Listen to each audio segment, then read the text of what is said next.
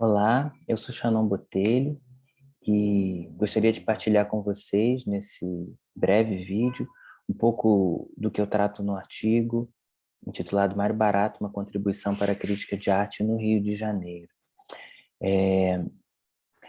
Primeiro, é preciso dizer que esse ano é um ano importante. Eu me dedico à pesquisa da crítica de arte no Rio de Janeiro há alguns anos já, e o Mário Barato é uma das figuras centrais para essa pesquisa e muito importante. E esse ano ele completaria 100 anos. E uma das coisas que eu percebo ao longo desses anos de pesquisa é que, apesar da contribuição do Mário Barata, a gente ainda conhece pouco sobre o trabalho dele. Nós temos, por proximidade, algumas pessoas que foram alunas do Mário Barata ou que conviveram com ele. A sua morte é relativamente recente, ele faleceu em 2007, mas ainda assim a sua obra é pouco difundida, é pouco conhecida e às vezes equivocadamente compreendida também. Então eu queria fazer uma pequena introdução, falar um pouco sobre essa trajetória, falar sobre a sua importância para o cenário crítico do Rio de Janeiro. Posteriormente a gente pode conversar. O Mário Barata, ele começa a sua vida como um homem muito estudioso. Ele vai estudar conservação de museus, depois ele fará filosofia também, vai ser um desses intelectuais orgânicos formados na década de 30. Ele trabalhará com Rodrigo de Melo Franco, trabalhará com Carlos Drummond de Andrade, tanto na criação dos FAM, depois no Ministério da Cultura, e ele será, a partir dos anos 40, no início da década de 40, conservador do Museu Nacional de Belas Artes. Em 46, ele vai para Paris, custeado após a guerra, custeado por uma bolsa do governo francês, para estudar história da arte. Lá ele será recebido pelo André Chastel, quem fará a sua tutela e o colocará em contato com muitas pessoas.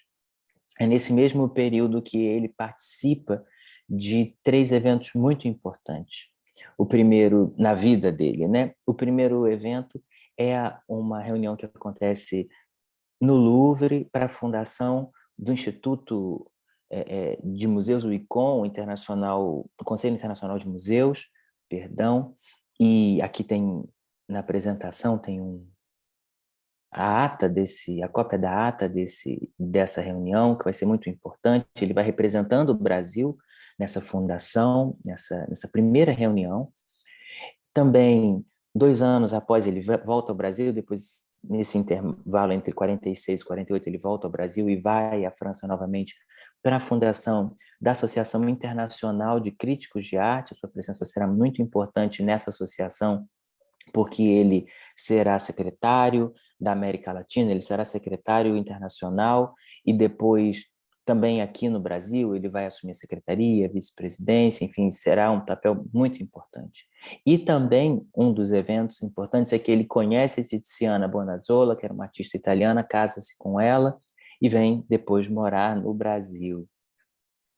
Esse é Mário Barata, aqui na apresentação, aos 32 anos. Pouco antes dele assumir a cátedra de História da Arte, ele já era professor de História da Arte, ainda não catedrático. Ele é aprovado em 55 e ele dá aula na Escola Nacional de Belas Artes de 55 até 68, quando ele é sumariamente e covardemente aposentado pela ditadura civil-militar, junto com Quirino Campo Fiorito, que era um outro crítico e artista, professor da Escola de Belas Artes também, e Abelardo Zaluar. A partir desse momento, a vida fica muito incerta. Ele passa um tempo fora, publicando artigos em Portugal, volta ao Brasil, sempre nesse movimento, publicando livros sobre arte na cidade do Rio de Janeiro, publicando fascículos, dando cursos e promovendo ações importantes, até que depois da anistia ele volta, reassume o seu lugar na UFRJ e também na Escola de Museologia da Unirio. Dentre os temas principais trabalhados pelo Mário Barata ao longo da sua trajetória, a gente pode selecionar e destacar a modernidade como um todo, história da arte brasileira. Ele era um profundo conhecedor. Mário Pedrosa dizia que o Mário Barata era como um velho armário com muitas gavetas de onde você podia tirar todas as informações que você precisasse. Então, ele sabia, a história da arte era um dos assuntos muito importantes para ele. A figuração da temática social,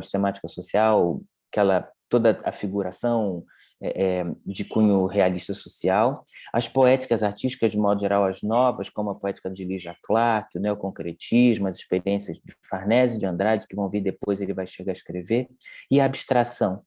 Com a abstração, tem aí alguma questão, inicialmente ele se põe um pouco reticente, porque ele acreditava, inclusive, por um viés político, de direcionamento político, que a abstração não era o caminho da modernidade para o Brasil. Embora ele não se opusesse à abstração, ele também não se mostrava favorável às experiências abstratas em curso no início da década de 50, e a partir da metade da década de 50, ele passa a compreender, embora não fosse um grande apoiador, mas ele passa a se dedicar a refletir um pouco mais. Apesar de toda essa contribuição, eu noto que há uma incompreensão do legado do Mário Barata e do seu trabalho. Isso se dá por duas razões, ao meu ver. A primeira delas é a gente achar que ele era um museólogo somente, um conservador de museus. E não era, ele era um grande crítico de arte, um homem que sabia muito, um grande articulador e um grande professor.